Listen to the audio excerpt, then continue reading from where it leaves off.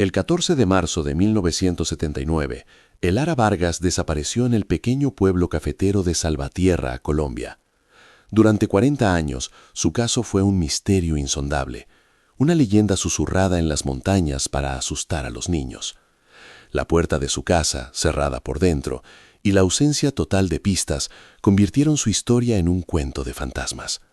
Hasta que una nieta, revisando los enseres de la vieja casa familiar, encontró una serie de cuadernos que nadie sabía que existían, una pista oculta a plena vista que lo cambió todo.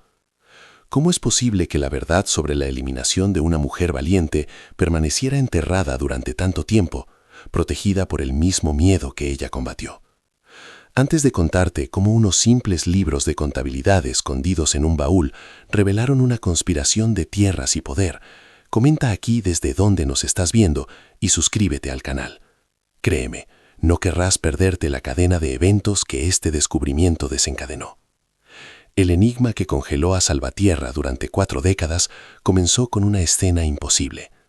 La noche de la tormenta, la Guardia Civil encontró la humilde vivienda de la maestra cerrada con llave, pero desde el interior. Sobre el fogón, la cafetera estaba a medio preparar, esperando un fuego que nunca se encendió. En la mesilla de noche, un libro abierto marcaba la última página que leyó. No había ni un solo signo de violencia, ni una silla fuera de lugar, ni una nota de despedida. Era como si se hubiera desvanecido en el aire, evaporado entre las 4 paredes de su propio hogar. Para las autoridades, era un caso sin pies ni cabeza, un expediente que se cerró provisoriamente con la teoría más simple, una huida voluntaria. Pero para quienes la conocían, esa explicación era más increíble que cualquier historia de fantasmas. La mujer desaparecida no era una persona cualquiera, era el alma de aquel pueblo anclado en las montañas. A sus 32 años, viuda y madre de un niño de 8, se había convertido en una figura central para la comunidad. No solo era la única maestra de la escuela local, sino también una curandera que conocía los secretos ancestrales de las plantas medicinales de la región. Su conocimiento y su disposición a ayudar a cualquiera, sin importar la hora o el peligro, le habían granjeado un respeto profundo, pero también la enemistad silenciosa de aquellos que veían su influencia como una amenaza.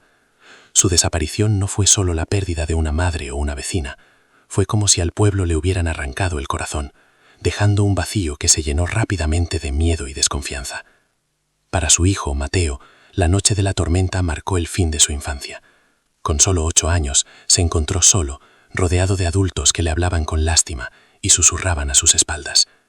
Creció bajo el peso de una ausencia que no podía comprender. Se había ido su madre, la habían secuestrado. Era ahora un fantasma que vagaba por las montañas, como decían algunos niños en el patio de la escuela. La falta de un cuerpo, de una explicación, de un final, lo sumió en una especie de limbo emocional. Durante años, cada vez que una tormenta azotaba las montañas de Antioquia, se quedaba despierto, escuchando el viento, con la esperanza irracional de que el mismo poder que se la llevó se la devolviera. Su vida se convirtió en una espera interminable, una herida que nunca cicatrizó. La reacción de Salvatierra fue una mezcla de dolor genuino y pánico colectivo. Las primeras semanas, los hombres del pueblo organizaron batidas por las montañas, peinando cada sendero y cada barranco sin encontrar el más mínimo rastro. Pero a medida que los días se convertían en meses, el esfuerzo comunitario se desvaneció, reemplazado por un silencio espeso y supersticioso. La gente dejó de hablar del caso abiertamente. En su lugar, nació la leyenda de la desvanecida, un cuento utilizado para que los niños no salieran de noche. Esta fábula, aunque macabra, cumplía una función. Era más fácil creer en un evento sobrenatural que enfrentar la aterradora posibilidad de que uno de ellos, un vecino, un conocido, fuera el responsable de la desaparición de la mujer más querida del pueblo. La investigación oficial fue, siendo generosos, un completo fracaso. El capitán Rojas, el jefe de policía de la ciudad más cercana, llegó a Salvatierra con la prisa de quien tiene asuntos más importantes que atender. Vio un pueblo cerrado en banda, una escena del crimen sin crimen y una víctima sin cuerpo. Para él, todo apuntaba a un abandono del hogar.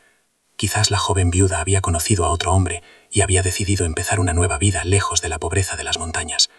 Interrogó superficialmente a algunos vecinos, tomó notas en su libreta y en menos de una semana archivó el caso como desaparición voluntaria.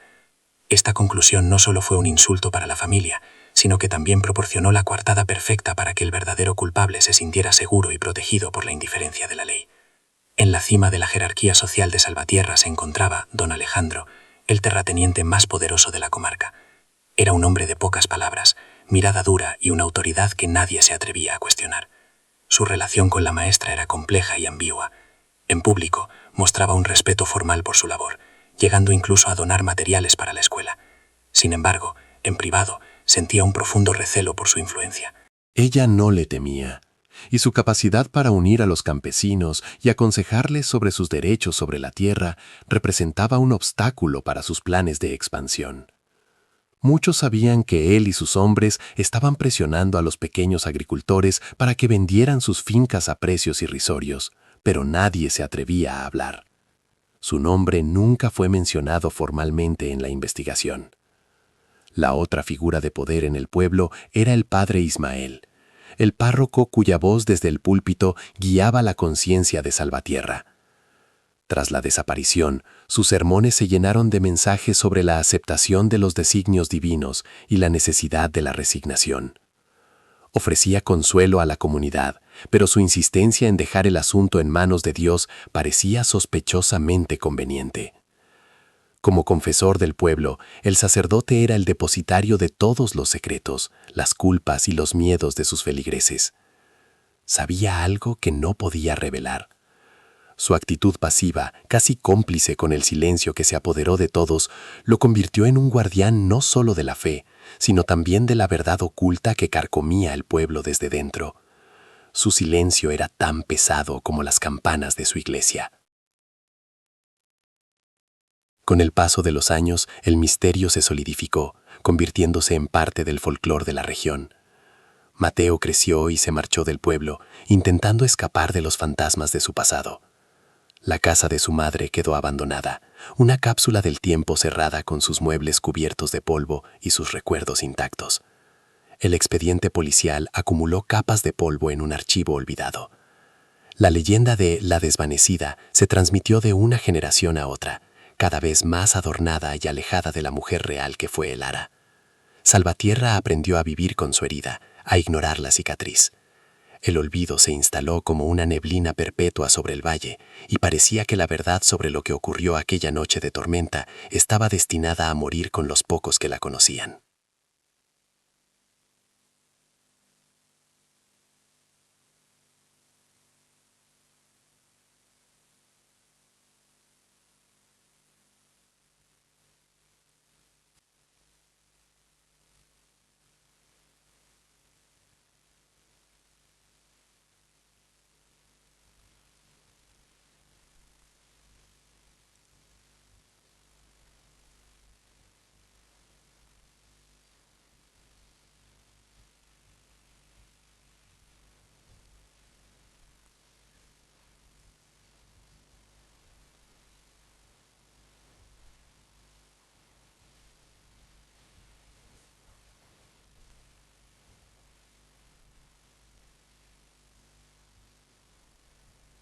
No compartía el miedo supersticioso del pueblo, ni el dolor paralizante de su padre, Mateo.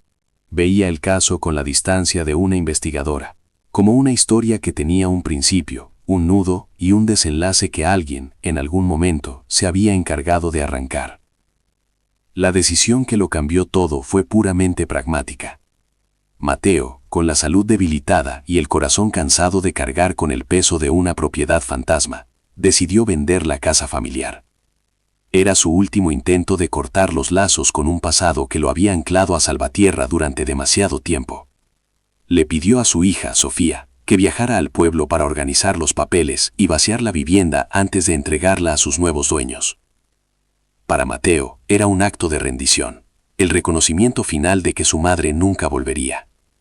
Para Sofía, sin saberlo, era el comienzo del viaje que definiría su vida y reescribiría la historia de todo un pueblo. La llegada de Sofía a Salvatierra fue como la aparición de un fantasma. Su parecido físico con su abuela era tan asombroso que los ancianos del pueblo la miraban con una mezcla de asombro y temor. Sentía sus miradas clavadas en la nuca mientras caminaba por la plaza. Notaba cómo los susurros se apagaban a su paso. El aire del pueblo era denso, cargado de un silencio que no era pacífico, sino vigilante.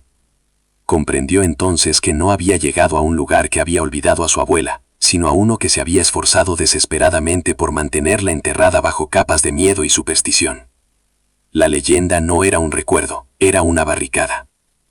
Los primeros días en la casa fueron una inmersión en un pasado congelado. Sofía abrió baúles llenos de ropa con olor a naftalina. Encontró los cuadernos de sus alumnos con caligrafías infantiles y pequeñas notas de su abuela en los márgenes. Descubrió libros de botánica con flores secas prensadas entre sus páginas. Cada objeto era una pieza del rompecabezas de una mujer que era mucho más que la víctima de una leyenda.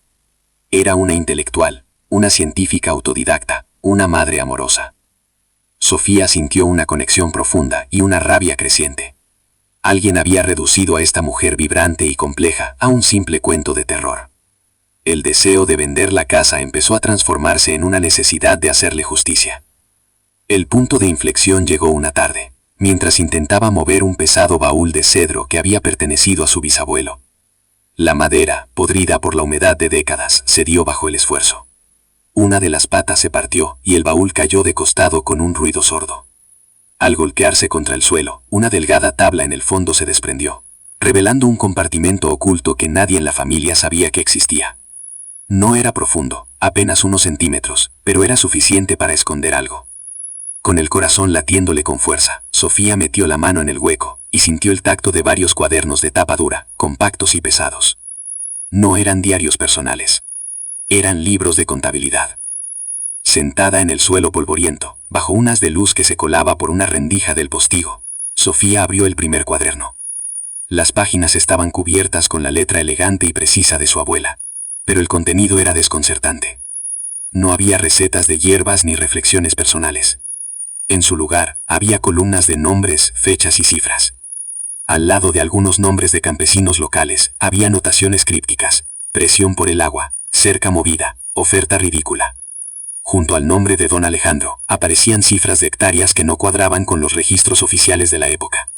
Y en un pequeño bolsillo interior, encontró lo que parecía ser un mapa rudimentario de la comarca, dibujado a mano, con marcas y cruces en varias fincas. El frío que recorrió a Sofía no tenía nada que ver con la humedad de la casa. De repente todo encajó con una claridad aterradora. Su abuela no estaba simplemente ayudando a sus vecinos con remedios caseros. Estaba llevando un registro clandestino de una operación de despojo de tierras a gran escala. Las anotaciones eran un meticuloso dossier que documentaba la estrategia de don Alejandro para apoderarse del valle, mucho antes de que la violencia abierta se convirtiera en la norma. El Ara Vargas no se había desvanecido por arte de magia en una noche de tormenta. Había sido silenciada. La leyenda de la desvanecida no era un misterio sobrenatural, era la coartada perfecta para un crimen muy humano. El 14 de marzo de 1979, el Ara Vargas desapareció en el pequeño pueblo cafetero de Salvatierra, Colombia. Durante 40 años su caso fue un misterio insondable, una leyenda susurrada en las montañas para asustar a los niños. La puerta de su casa, cerrada por dentro, y la ausencia total de pistas convirtieron su historia en un cuento de fantasmas. Hasta que una nieta, revisando los enseres de la vieja casa familiar, encontró una serie de cuadernos que nadie sabía que existía. Una pista oculta a plena vista que lo cambió todo. ¿Cómo es posible que la verdad sobre la eliminación de una mujer valiente permaneciera enterrada durante tanto tiempo, protegida por el mismo miedo que ella combatió? Antes de contarte cómo unos simples libros de contabilidad escondidos en un baúl revelaron una conspiración de tierras y poder, comenta aquí desde dónde nos estás viendo y suscríbete al canal. Créeme, no querrás perderte la cadena de eventos que este descubrimiento desencadenó. El enigma que congeló a Salvatierra durante 4 décadas comenzó con una escena imposible. La noche de la tormenta, la Guardia Civil encontró la humilde vivienda de la maestra cerrada con llave, pero desde el interior. Sobre el fogón, la cafetera estaba a medio preparar, esperando un fuego que nunca se encendió. En la mesilla de noche, un libro abierto marcaba la última página que leyó. No había ni un solo signo de violencia, ni una silla fuera de lugar, ni una nota de despedida. Era como si se hubiera desvanecido en el aire, evaporado entre las 4 paredes de su propio hogar. Para las autoridades, era un caso sin pies ni cabeza, un expediente que se cerró provisionalmente con la teoría más simple, una huida voluntaria. Pero para quienes la conocían, esa explicación era más increíble que cualquier historia de fantasmas. La mujer desaparecida no era una persona cualquiera, era el alma de aquel pueblo anclado en las montañas. A sus 32 años, viuda y madre de un niño de 8, se había convertido en una figura central para la comunidad. No solo era la única maestra de la escuela local, sino también una curandera que conocía los secretos ancestrales de las plantas medicinales de la región. Su conocimiento y su disposición a ayudar a cualquiera, sin importar la hora o el peligro, le habían granjeado un respeto profundo, pero también la enemistad silenciosa de aquellos que veían su influencia como una amenaza. Su desaparición no fue solo la pérdida de una madre o una vecina, fue como si al pueblo le hubieran arrancado el corazón, dejando un vacío que se llenó rápidamente de miedo y desconfianza. Para su hijo, Mateo, la noche de la tormenta marcó el fin de su infancia. Con solo 8 años se encontró solo, rodeado de adultos que le hablaban con lástima y susurraban a sus espaldas. Creció bajo el peso de una ausencia que no podía comprender. ¿Se había ido su madre? ¿La habían secuestrado? ¿Era ahora un fantasma que vagaba por las montañas, como decían algunos niños en el patio de la escuela? La falta de un cuerpo, de una explicación, de un final, lo sumió en una especie de limbo emocional. Durante años, cada vez que una tormenta azotaba las montañas de Antioquia, se quedaba despierto, escuchando el viento, con la esperanza irracional de que el mismo poder que se la llevó se la devolviera. Su vida se convirtió en una espera interminable, una herida que nunca cicatrizó. La reacción de Salvatierra fue una mezcla de dolor genuino y pánico colectivo. Las primeras semanas, los hombres del pueblo organizaron batidas por las montañas, peinando cada sendero y cada barranco sin encontrar el más mínimo rastro. Pero a medida que los días se convertían en meses, el esfuerzo comunitario se desvaneció, reemplazado por un silencio espeso y supersticioso. La gente dejó de hablar del caso abiertamente. En su lugar, nació la leyenda de la desvanecida, un cuento utilizado para que los niños no salieran de noche. Esta fábula, aunque macabra, cumplía una función. Era más fácil creer en un evento sobrenatural que enfrentar la aterradora posibilidad de que uno de ellos, un vecino, un conocido, fuera el responsable de la desaparición de la mujer más querida del pueblo. La investigación oficial fue, siendo generosos, un completo fracaso. El capitán Rojas, el jefe de policía de la ciudad más cercana, llegó a Salvatierra con la prisa de quien tiene asuntos más importantes que atender. Vio un pueblo cerrado en banda, una escena del crimen sin crimen y una víctima sin cuerpo. Para él, todo apuntaba a un abandono del hogar. Quizás la joven viuda había conocido a otro hombre y había decidido empezar una nueva vida lejos de la pobreza de las montañas. Interrogó superficialmente a algunos vecinos, tomó notas en su libreta y en menos de una semana archivó el caso como desaparición voluntaria. Esta conclusión no solo fue un insulto para la familia, sino que también proporcionó la coartada perfecta para que el verdadero culpable se sintiera seguro y protegido por la indiferencia de la ley. Con los cuadernos en sus manos, Sofía sintió el peso de 40 años de silencio. Su primer impulso no fue llamar a la policía, sino a su padre. La llamada a Bogotá fue breve, cargada de una tensión casi insoportable. Le costó encontrar las palabras para explicarle a Mateo que la leyenda con la que había crecido era una mentira elaborada para ocultar un crimen metódico y brutal. No le habló de fantasmas ni de misterios, sino de cifras, nombres y un mapa que delataba una conspiración. Para Sofía era el inicio de una investigación periodística. Para Mateo, al otro lado de la línea, era el sonido de una tumba que se abría después de 4 décadas, liberando un dolor que él creía haber aprendido a controlar, pero que en realidad solo había estado esperando el momento de volver a devorarlo todo. Para Mateo, la noticia no fue un alivio, sino un violento terremoto emocional. Durante 40 años había luchado contra la versión oficial que pintaba a su madre como una mujer que la había abandonado. La conclusión del capitán Rojas le había robado no solo a su madre, sino también su memoria, manchándola con la sombra de la deserción. Ahora, la revelación de Sofía validaba la certeza que había guardado en su corazón de niño. Su madre nunca se habría ido por voluntad propia. Pero esta validación venía acompañada de una rabia inmensa y renovada.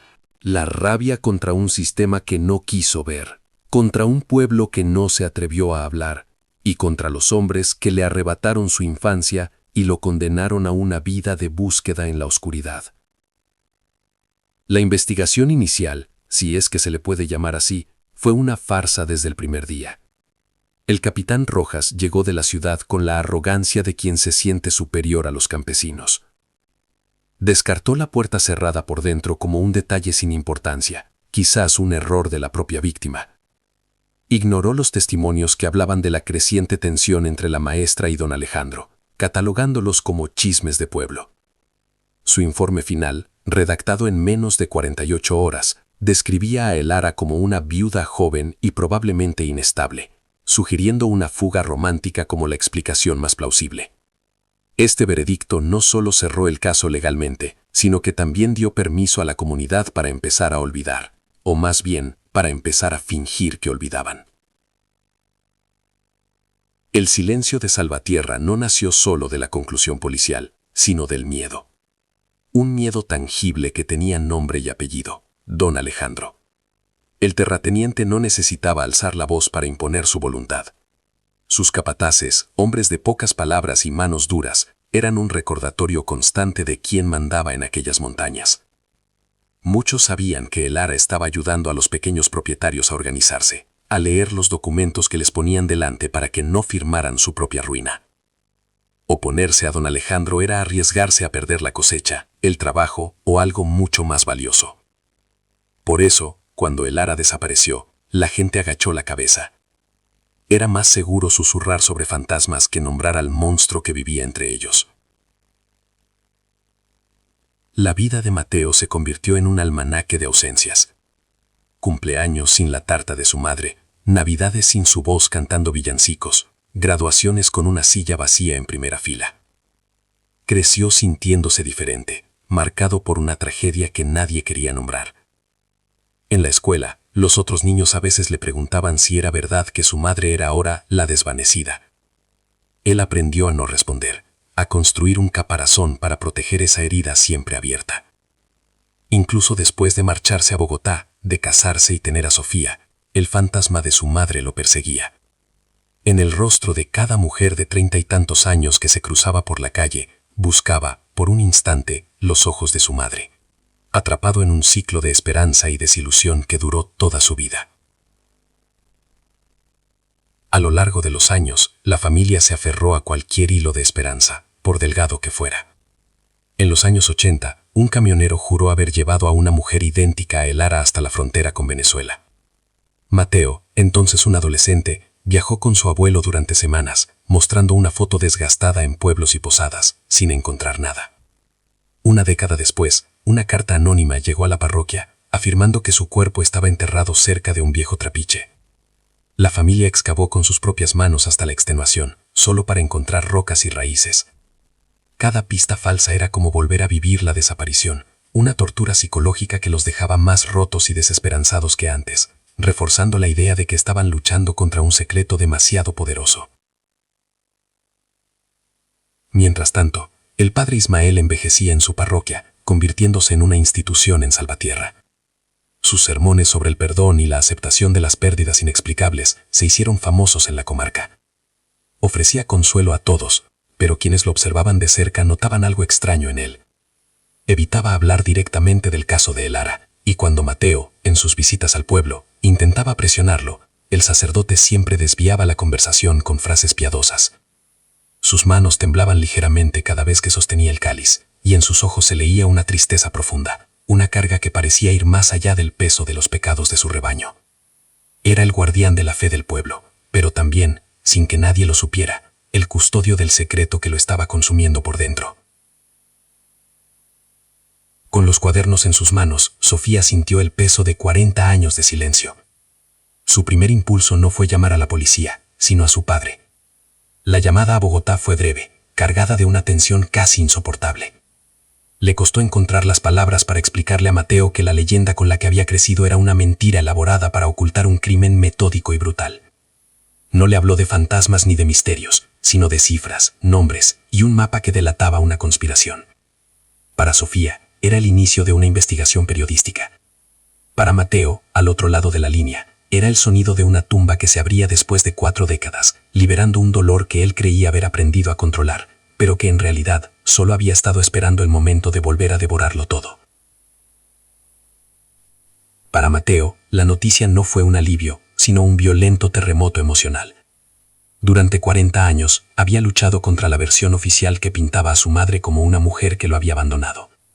La conclusión del capitán Rojas le había robado no solo a su madre, sino también su memoria, manchándola con la sombra de la deserción. Ahora, la revelación de Sofía validaba la certeza que había guardado en su corazón de niño. Su madre nunca se habría ido por voluntad propia.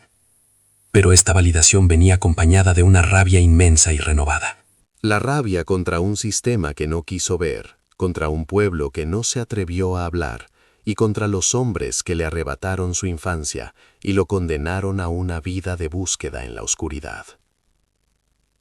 La investigación inicial, si es que se le puede llamar así, fue una farsa desde el primer día.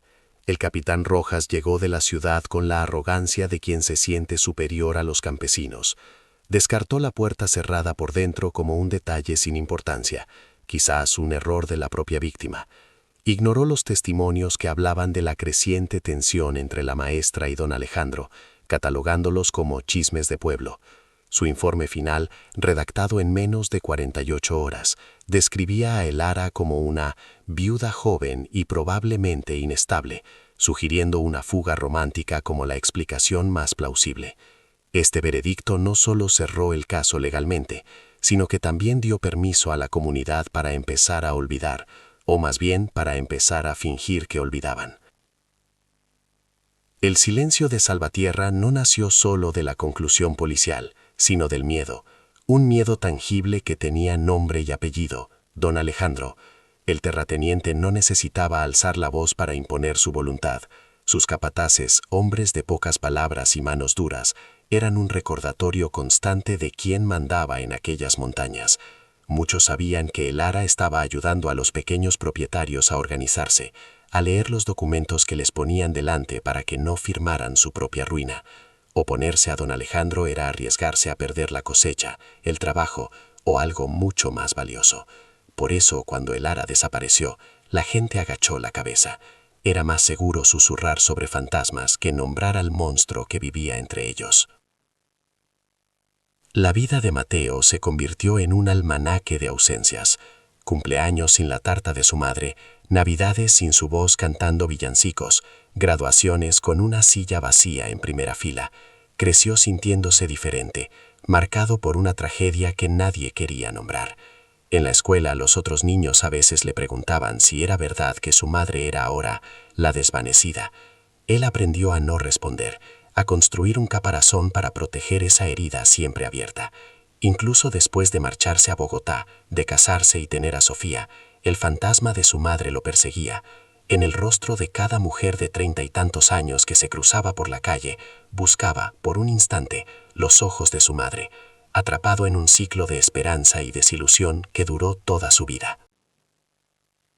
A lo largo de los años, la familia se aferró a cualquier hilo de esperanza, por delgado que fuera.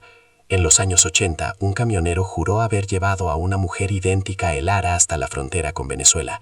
Mateo, entonces un adolescente, viajó con su abuelo durante semanas, mostrando una foto desgastada en pueblos y posadas, sin encontrar nada. Una década después, una carta anónima llegó a la parroquia, afirmando que su cuerpo estaba enterrado cerca de un viejo trapiche.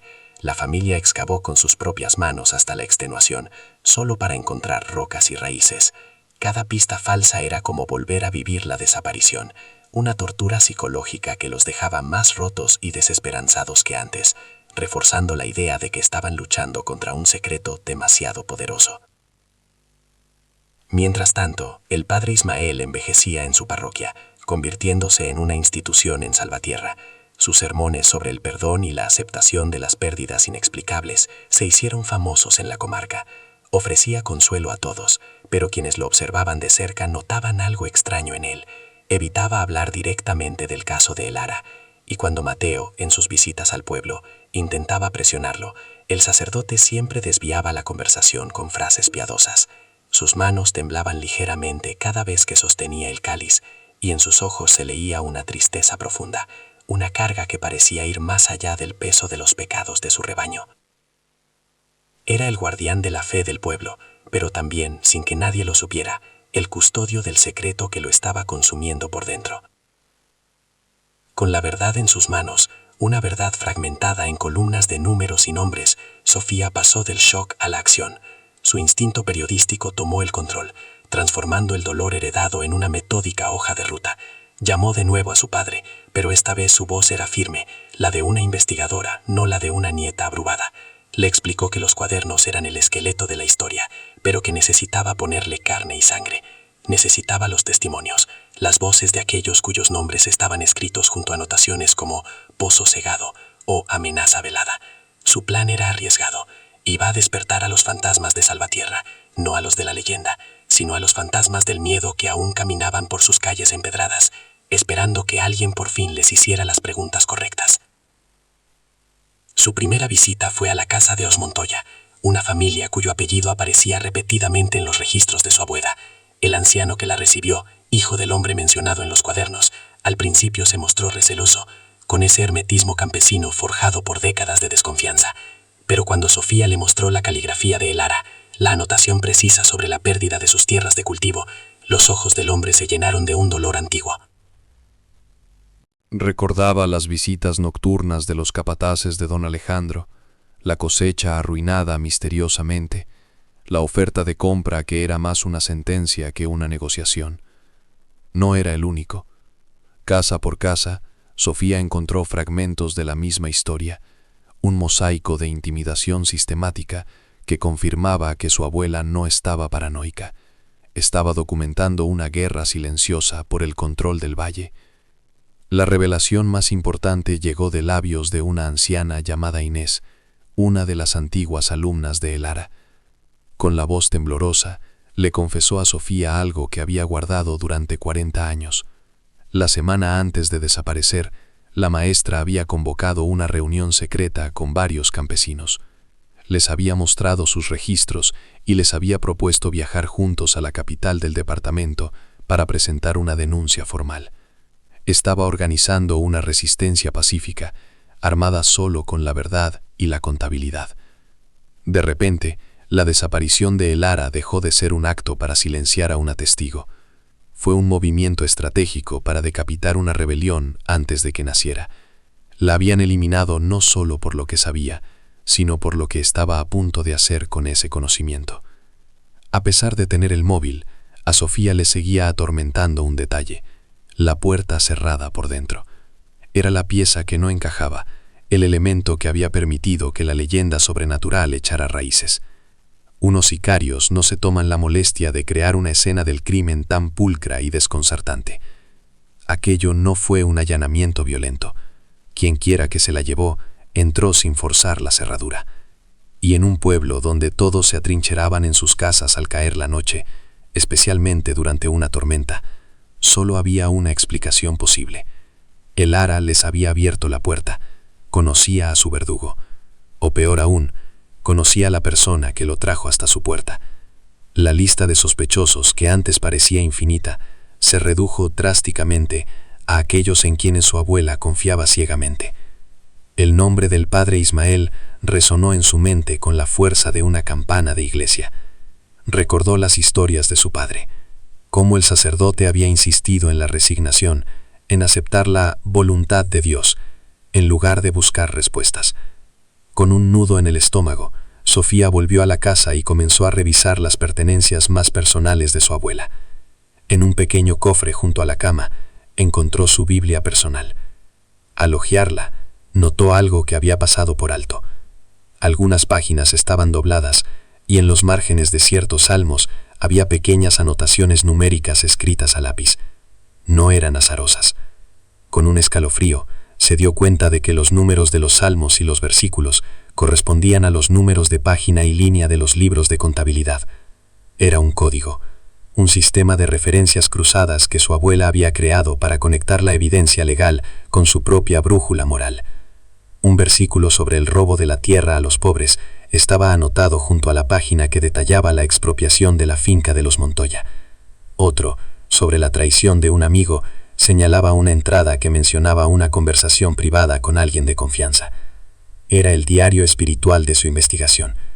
Sofía pasó toda la noche descifrando las conexiones, sintiendo la inteligencia y la soledad de su abuela.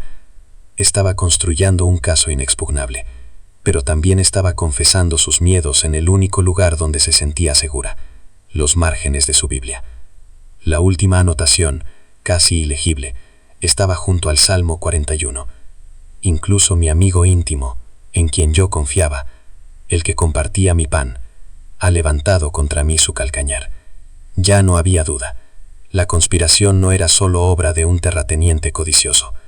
Requería una traición mucho más íntima y dolorosa. Para que los hombres de don Alejandro pudieran entrar en esa casa en mitad de la noche, necesitaban una llave que no era de metal, sino de confianza. Y en Salvatierra, nadie inspiraba más confianza que el hombre de Dios. Con el corazón latiéndole desbocado y la Biblia de su abuela en la mano como si fuera un escudo, Sofía supo lo que tenía que hacer. No iría a la policía. No todavía. Primero iría a la iglesia. Iba a enfrentarse al anciano sacerdote, no solo con las pruebas de un crimen, sino con la evidencia de un alma traicionada. La cascada de revelaciones la había llevado a la puerta del confesionario y estaba dispuesta a derribarla. La iglesia de Salvatierra olía a cera fría y a secretos centenarios. El padre Ismael, encorvado por el peso de casi 90 años, levantó la vista de su breviario cuando Sofía entró en la sacristía. No la saludó como a una feligresa, sino como a un fantasma esperado. El aire se espesó cuando ella, sin decir una palabra, depositó sobre la mesa de roble la vieja Biblia de su abuela, abierta por el Salmo 41. El dedo de Sofía señaló el versículo subrayado sobre la traición del amigo que comparte el pan. La mano del sacerdote, cubierta de manchas de la edad, comenzó a temblar violentamente. No era un temblor de vejez, sino el seísmo de una conciencia que se fracturaba después de 40 años de silencio. En sus ojos acuosos, Sofía no vio maldad, sino el pánico de un hombre que se enfrentaba a un juicio que ya no era divino. Al principio, intentó refugiarse en las viejas defensas. «Hija mía, hay dolores que es mejor dejar en paz, en manos de Dios», susurró con una voz que era apenas un hilo. Pero Sofía no se movió. No había ira en su mirada, solo una determinación gélida.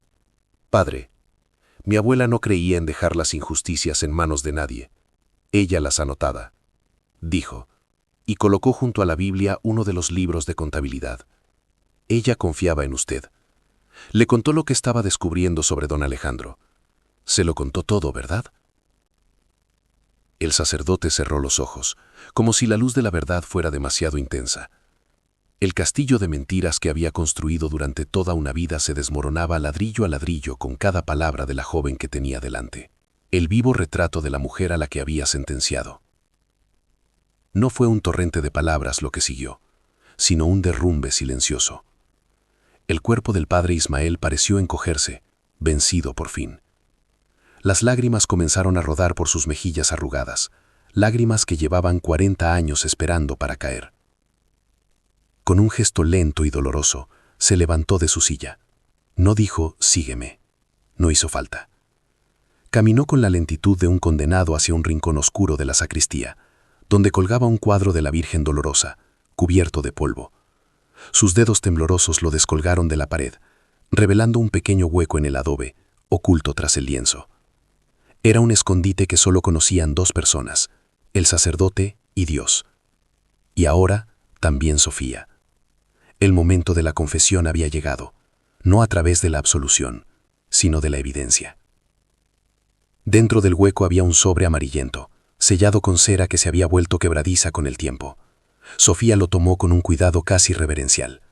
Dentro, varias hojas de papel, cubiertas con la caligrafía temblorosa del sacerdote, contaban la historia que Salvatierra había intentado olvidar. Era una confesión escrita hacía más de 20 años, en un ataque de culpa que nunca tuvo el valor de hacer pública. En ella, el padre Ismael lo admitía todo.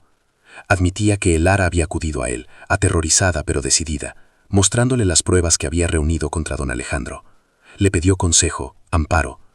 Y él, paralizado por el miedo al poder del terrateniente, un hombre que financiaba la parroquia y controlaba la vida y la muerte en el valle, eligió la supervivencia por encima de su deber. Eligió la traición. La carta detallaba cómo, esa misma tarde, el sacerdote fue a ver a don Alejandro y le reveló los planes de la maestra de llevar los cuadernos a las autoridades. La decisión de eliminarla fue inmediata. La noche de la tormenta, según confesaba el cura en su escrito, fue él mismo quien llamó a la puerta de Elara. Le dijo que una anciana del otro lado del río estaba agonizando y necesitaba sus hierbas. Elara, que nunca negaba ayuda, le abrió la puerta sin dudarlo.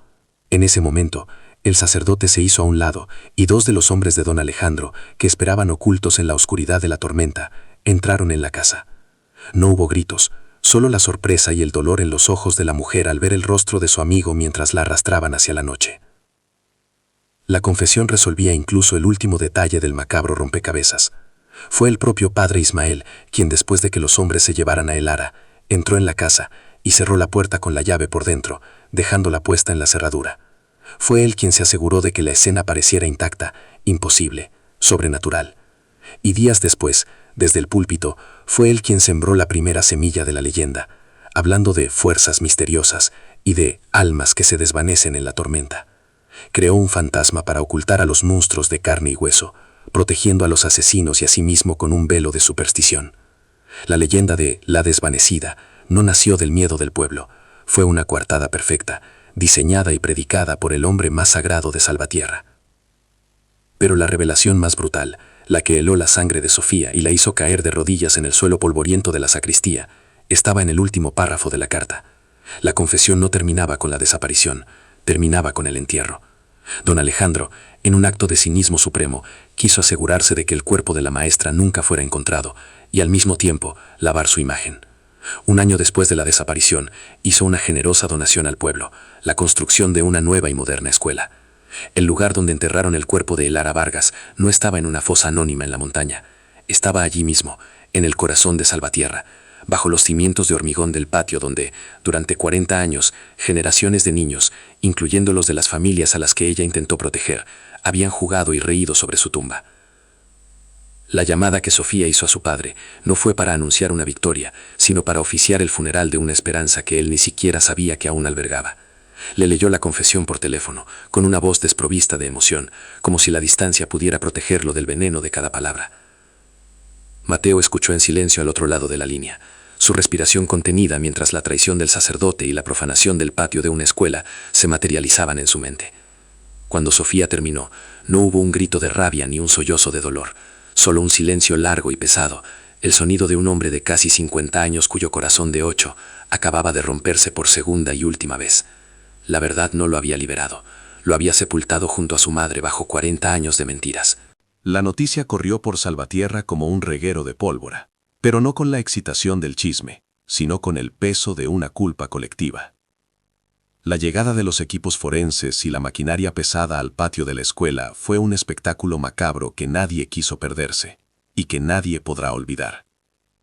Los columpios fueron desmontados y el hormigón donde generaciones de niños habían jugado a la rayuela fue destrozado con una violencia brutal y necesaria. Los ancianos del pueblo observaban desde la distancia, sus rostros una máscara de vergüenza. Veían en cada palada de tierra no solo la búsqueda de un cuerpo, sino la exhumación de su propio silencio, de su cobardía. Cuando los forenses finalmente encontraron los restos, un suspiro colectivo recorrió la multitud, una mezcla de horror y un retorcido alivio. La desvanecida había vuelto a casa. Para Mateo, el viaje de regreso a Salvatierra fue el más largo de su vida. No quiso estar presente durante la exhumación. No podía soportar ver el lugar de juegos de su infancia convertido en la tumba de su madre. Esperó en la vieja casa familiar, la misma que ahora olía a verdad y no a abandono. Cuando las autoridades le entregaron una pequeña caja con los restos de Elara, la sostuvo con una delicadeza que contradecía la rabia que sentía. Por primera vez en 40 años, su madre tenía un lugar físico en el mundo. Ya no era una ausencia, un fantasma en una noche de tormenta. Era un conjunto de huesos frágiles que pedían descanso. Lloró entonces, no por la pérdida, que era una vieja compañera, sino por el reencuentro, por el fin de una búsqueda que lo había definido y consumido. La justicia, sin embargo, no llegó en la forma de un juicio. Don Alejandro había muerto hacía más de una década, aclamado como un benefactor, y su tumba de mármol en el cementerio del pueblo se convirtió de la noche a la mañana en un monumento a la impunidad. El padre Ismael, por su parte, Vivía sus últimos días en un asilo de la capital, su mente devorada por la demencia senil, ajeno al cataclismo que su confesión había desatado. No hubo esposas ni celdas. El castigo fue de otro tipo, más sutil y quizás más cruel. La verdad reescribió la historia, convirtiendo al héroe del pueblo en un asesino y a su guía espiritual en un traidor. Sus nombres, antes pronunciados con respeto, ahora se escupían como una maldición, una mancha eterna en la memoria de Salvatierra. El pueblo entero entró en un estado de duelo colectivo. La escuela fue cerrada indefinidamente, convertida en un santuario improvisado, al que la gente acudía a dejar flores y a pedir un perdón silencioso. La leyenda de la desvanecida murió esa semana, y en su lugar nació la historia de Elara Vargas, la maestra valiente que fue asesinada por defender a los suyos. Los padres ahora contaban a sus hijos la verdad, no como un cuento de terror para que no salieran de noche, sino como una lección sobre el coste del silencio y el peligro de los monstruos que se disfrazan de hombres buenos. Salvatierra tuvo que mirarse al espejo y reconocer la cicatriz que había ignorado durante demasiado tiempo, aceptando que la paz que habían disfrutado estaba construida sobre los cimientos de una injusticia terrible. El funeral de Elara Vargas se celebró 40 años, 2 meses y 14 días después de su desaparición. No fue un entierro familiar y privado, sino un evento que congregó a todo el pueblo y a periodistas de todo el país. La procesión, encabezada por un Mateo de rostro sereno y una Sofía con la frente en alto, recorrió las mismas calles que Elara había caminado. Al darle por fin sepultura en el pequeño cementerio, junto a la tumba de su esposo, Salvatierra no solo enterraba un cuerpo, sino también una era de miedo y mentiras. Fue un acto de expiación, un punto final doloroso pero necesario. Aquella tarde, mientras la última palada de tierra caía sobre el ataúd, la comunidad comprendió que las leyendas no nacen para explicar lo imposible, sino para ocultar las verdades que los hombres son demasiado cobardes para afrontar. La escuela de Salvatierra nunca volvió a ser la misma. Tras un largo debate que dividió al pueblo entre el deseo de olvidar y la necesidad de recordar, se tomó una decisión. El edificio no fue demolido. En su lugar, fue rebautizado como Escuela Elara Vargas. El patio de hormigón donde se encontraron sus restos fue transformado en un jardín conmemorativo, un espacio de flores y silencio en el corazón del bullicio infantil. Los nuevos maestros, por orden de la comunidad, incluyeron en su programa de estudios la historia de su homónima, no como una leyenda de terror, sino como el relato de una mujer que creía tanto en la educación y en la justicia, que dio su vida por ellas. Los niños de Salvatierra aprendieron a leer y a escribir sobre la tumba de una heroína, un recordatorio perpetuo del precio de la verdad. Para Mateo, la paz no llegó con la rabia, sino con un propósito. Tras el funeral, regresó a la casa de su infancia por última vez, no para cerrarla, sino para darle una nueva vida. Decidió no venderla. En su lugar, con la ayuda de donaciones que llegaron de todo el país conmovidas por la historia, la convirtió en la sede de la Fundación Elara Vargas. Su misión, otorgar becas a jóvenes campesinos de regiones apartadas para que pudieran estudiar, especialmente aquellos que soñaban con ser maestros. Mateo transformó el epicentro de su dolor en un semillero de esperanza, asegurándose de que el legado de su madre no fuera su trágica muerte, sino la multiplicación de su espíritu a través de las generaciones de educadoras que ella inspiraría, incluso después de haber sido silenciada. El reportaje de Sofía sobre la verdad de la desvanecida se convirtió en mucho más que un éxito periodístico. Ganó premios nacionales e internacionales, pero su verdadero impacto fue más profundo. La historia de su abuela se convirtió en un símbolo para las miles de familias colombianas con desaparecidos, víctimas de conflictos cuyas historias habían sido enterradas bajo el miedo o la indiferencia oficial. Su investigación demostró que la memoria familiar, a menudo descartada como sentimental, podía ser una herramienta forense tan poderosa como cualquier prueba de ADN. Sofía no volvió a su trabajo habitual en Bogotá. Encontró su verdadera vocación. Dedicó su carrera a desenterrar las historias de los silenciados, convirtiendo su dolor personal en un servicio a la memoria colectiva de un país que necesitaba desesperadamente reconciliarse con sus fantasmas. La historia de Elara Vargas dejó en Salvatierra una lección indeleble, grabada a fuego en la conciencia del pueblo. Aprendieron que el silencio, lejos de ser un refugio, es un cómplice que permite que el mal eche raíces y crezca en la oscuridad. Comprendieron que los monstruos más aterradores no son los que habitan en las leyendas nocturnas, sino los que se sientan a su lado en la iglesia, los que les dan trabajo y los que les ofrecen consuelo con una mano mientras con la otra ocultan una daga. El legado final de la maestra no fue solo una escuela con su nombre o una fundación, sino la dolorosa sabiduría de que la verdad, por muy terrible que sea, es siempre preferible a la paz construida sobre una tumba anónima. La comunidad, finalmente, tuvo que afrontar la verdad que la leyenda les había permitido ignorar. Si crees que ninguna víctima debe ser olvidada y que la búsqueda de la verdad es fundamental, por favor, comparte este video. No te olvides de suscribirte para más investigaciones profundas sobre casos que necesitan ser contados. Gracias por escuchar.